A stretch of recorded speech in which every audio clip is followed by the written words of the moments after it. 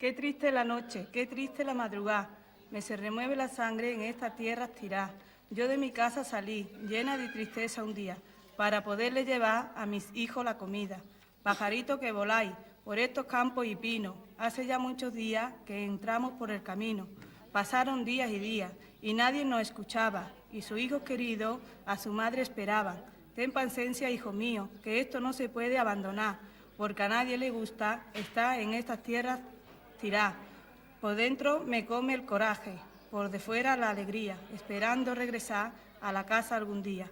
Este pueblo tan valiente que lucha por la verdad, por eso pide trabajo, tierra, agua y libertad. Esto lo ha escrito la Antonia. Tierra, agua y libertad.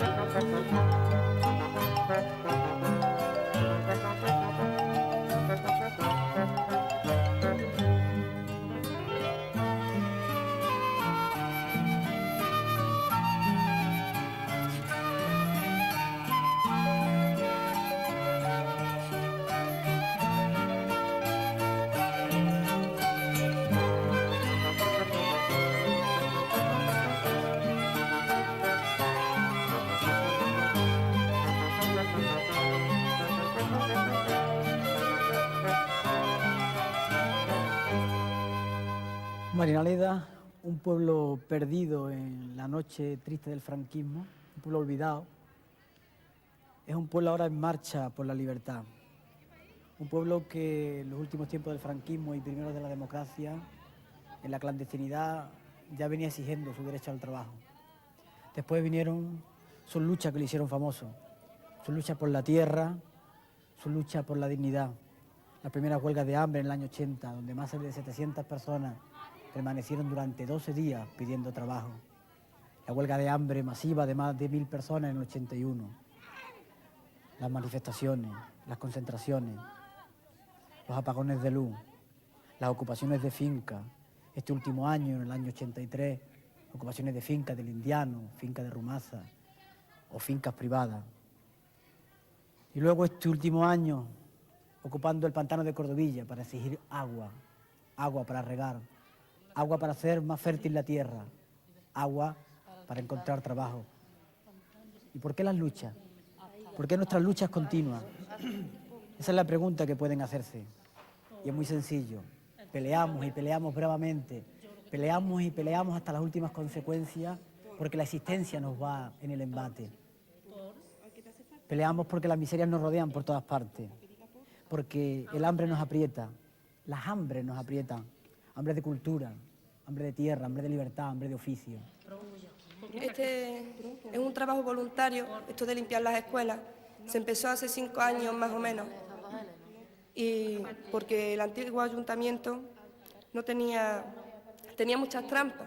Y entonces la única manera de sacar adelante este ayuntamiento pues era así, haciendo trabajos voluntarios como este y como otros más.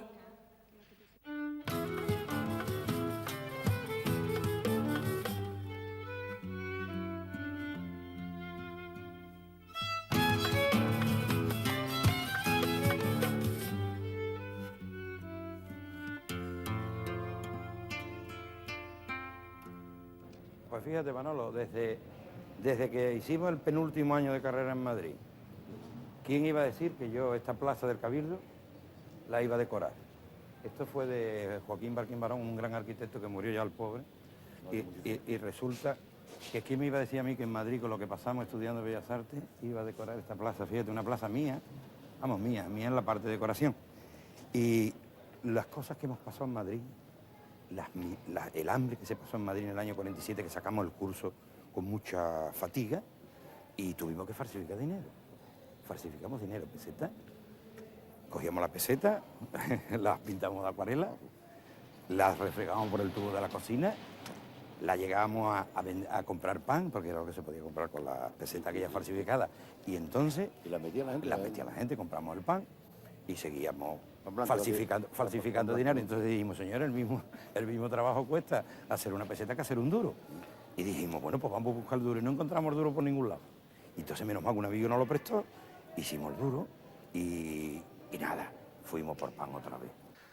Pues estos son anécdotas que me han ocurrido en mi vida muchísimo, pero este es uno de los más importantes, creo yo, por lo que se trata. Es una cabeza que yo hice interpretando a Manet, porque resulta que Manet estuvo en España, interpretó a Goya, pintó bastante a Goya y lo consiguió bastante bien. Entonces yo interpreté a Manet, porque interpreté a Manet lo mismo que interpretaba a Velázquez, interpretaba a todos los grandes maestros. Entonces este cuadro pues se marcha del estudio, como se marchan todos, y yo no sé dónde terminan, pero en fin, terminó en el Rastro de Madrid. Y después la historia es la siguiente. El cuadro se interesa al Museo del Prado por él y el director del Museo del Prado pues encuentra ese Manet. Los quiere adquirir porque resulta que en el Museo del Prado no hay nada de Manet.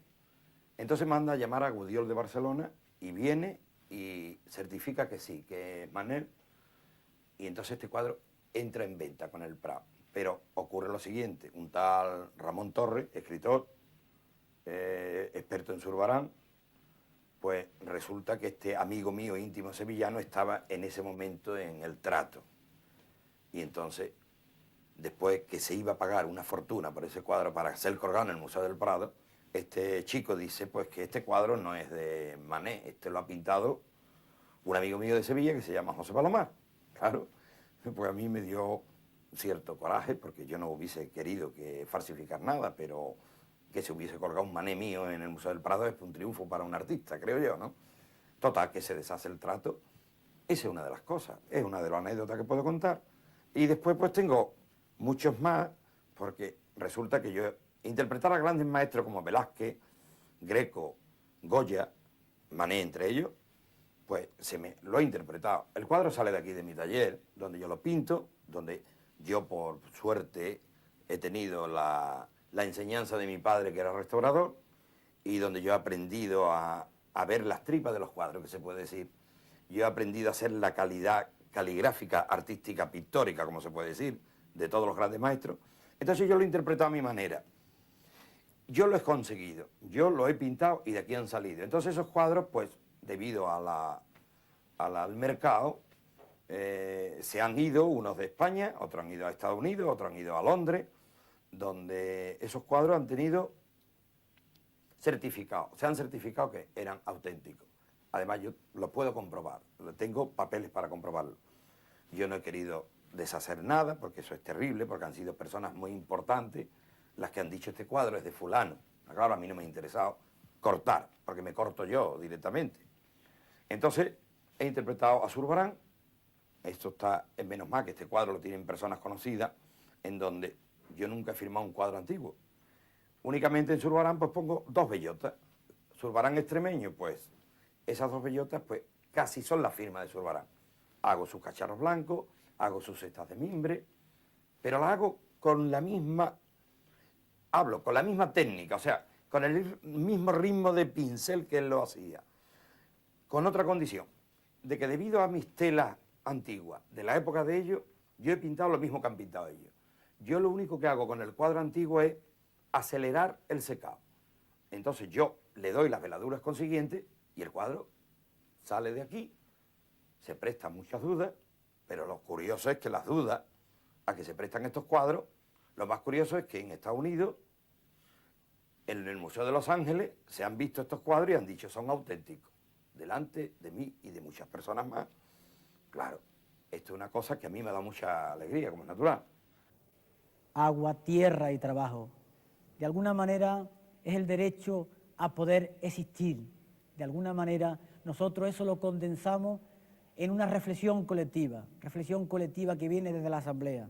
Y por eso en Marinaleda, quizás menos conocido, pero más importante que lo que anteriormente he nombrado, sea la experiencia de poder popular. Un poder popular en el que el poder está en manos de los pobres, en manos de los débiles. Un poder que se reparte entre todos los jornaleros para que cada ciudadano tenga un trozo de poder en su bolsillo y un trozo de libertad en el otro. Un poder que yo diría que es un contrapoder, un poder de los explotados frente a los explotadores.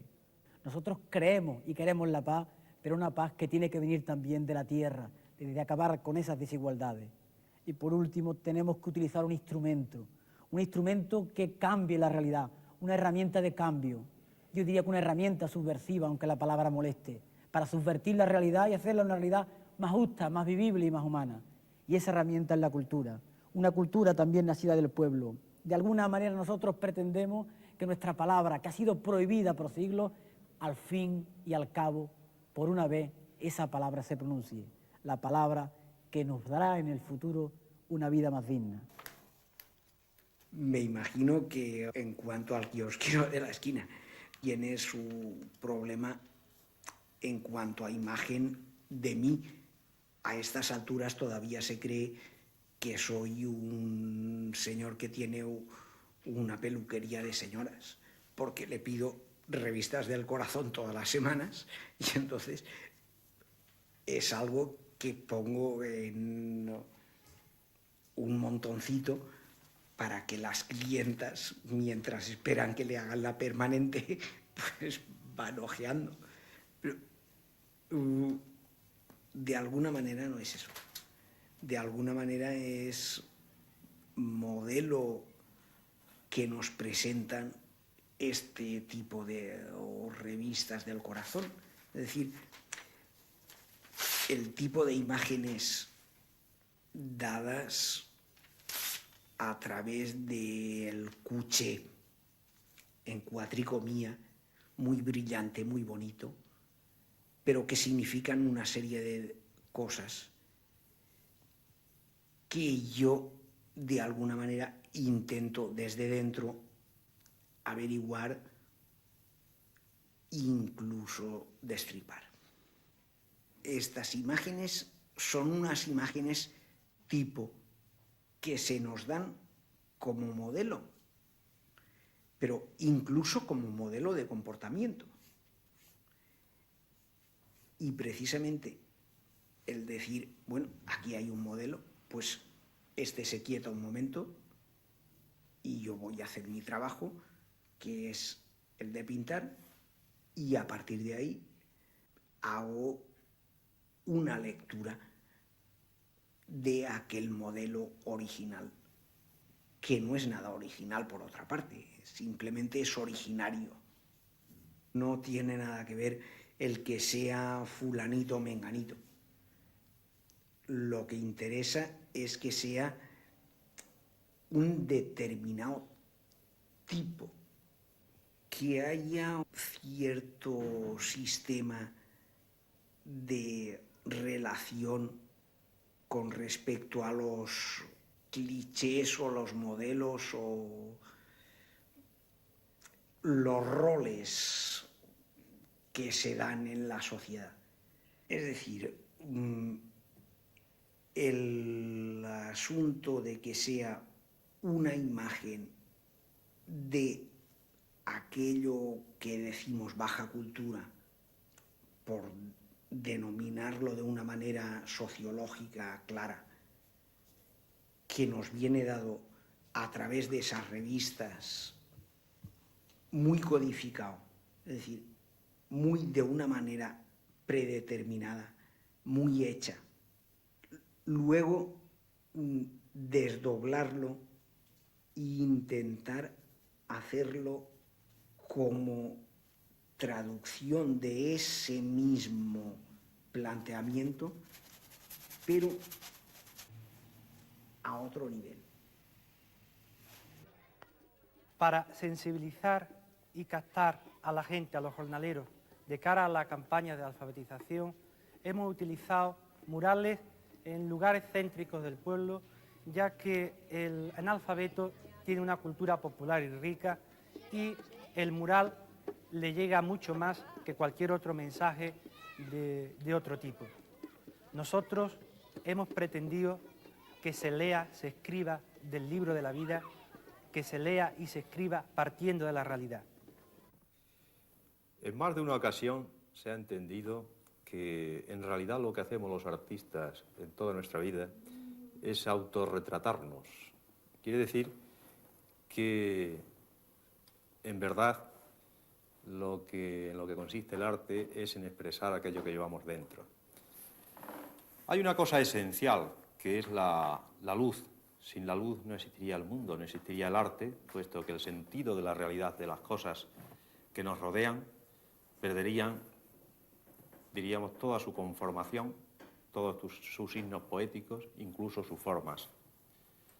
Hay algo que me viene a la mente, una anécdota que me ocurrió cuando tenía 5 años en el pueblo, que está muy relacionada con la luz, con esa luz exterior, universal, con esa luz interna que dimana de nosotros mismos y con esa otra luz, que es la luz la que nos lleva a la necesidad de crear. Teniendo 5 años, como he dicho, yo me encerré en una habitación y aquello fue todo un mundo repleto de gozos al observar que mi imagen se proyectaba sobre la pared blanca por la magia de esa luz que penetraba por la ventana, y a la vez de mi imagen también los objetos que había en torno a mí. Cuando me encontraron mis padres, ya preocupado, no sabía dónde estaba, yo le dije que me lo había pasado en grande porque había estado viendo el cine. En realidad lo que había estado haciendo es descubriendo ese claroscuro que nos da el sentido de la forma, como he dicho anteriormente. Es esencial en un artista, como he dicho, esta luz y también el paisaje, las gentes, el entorno que nos rodea. Esto concede un sello especial a este hombre que, más o menos capacitado para la creatividad, va a reflejar ese mundo, esa realidad del universo de una forma muy distinta a como lo pueden hacer otros con otros orígenes. En Monesterio, en mi pueblo, por su situación geográfica, por su altura, por esos aires extraños que corren por allá, hay algo, diríamos, profundamente temperamental. Esto ha traído consigo una serie de locos muy curiosos, locos inocentes, llenos, diríamos, de sabiduría, al refugiarse en sí mismo y al contemplar el mundo y gozar de él de otra forma que quizás no puedan hacerlo los demás, ¿no? Recuerdo gente extraña, ¿no?, que de la noche a la mañana amanecía con ese aspecto tan particular que concede la locura, ¿no? Yo quizás pueda ser uno de ellos, ¿no? Y por esto, pues, permanezco con ese embeleso infantil eternamente. Envejecemos por fuera, ¿no? Por dentro seguimos siendo quizás esos niños añorantes en busca de un horizonte mucho más ancho que el que nos da el pueblo. La estrechez del pueblo, con esos horizontes, como he dicho, tan cortos, tan limitados, hace que se tengan que poner a funcionar los sueños, la imaginación, como quizás no le ocurra a otros niños, ¿no?, que ya se lo dan todo un poco hecho. Esto es esto y no hay nada más. Esto debe de ser muy triste, ¿no? Entonces, creo que es algo típico y algo fundamental como, diríamos, peculiaridad de aquellos que hemos nacido en pueblos y en el seno de gente muy sencilla, muy humilde.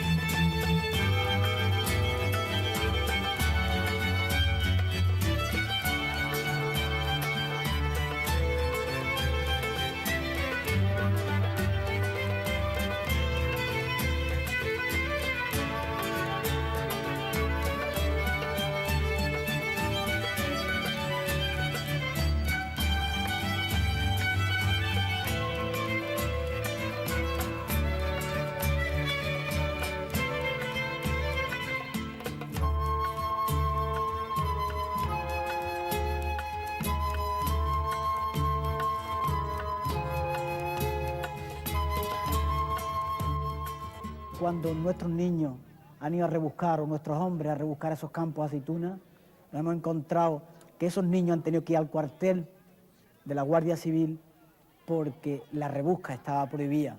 Y la rebusca consiste en recoger las aceitunas que quedan en los campos ya tiradas. El poder debía de ofrecer diálogo, y el diálogo es sobre todo dar respuesta a los problemas concretos que nosotros planteamos. Si el poder responde con represión, nosotros responderemos desde la lucha, una lucha pacífica, pero una lucha firme y decidida.